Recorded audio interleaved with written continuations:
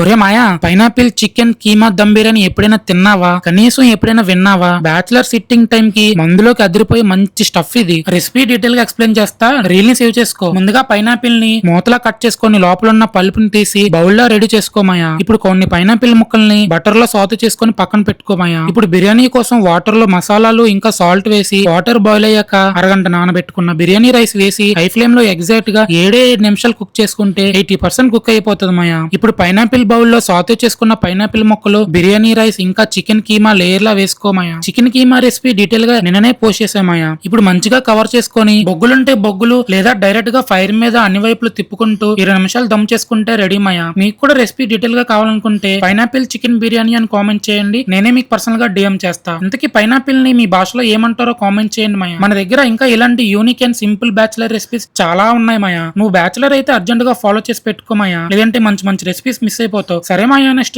కలుద్దాం. బాయ్.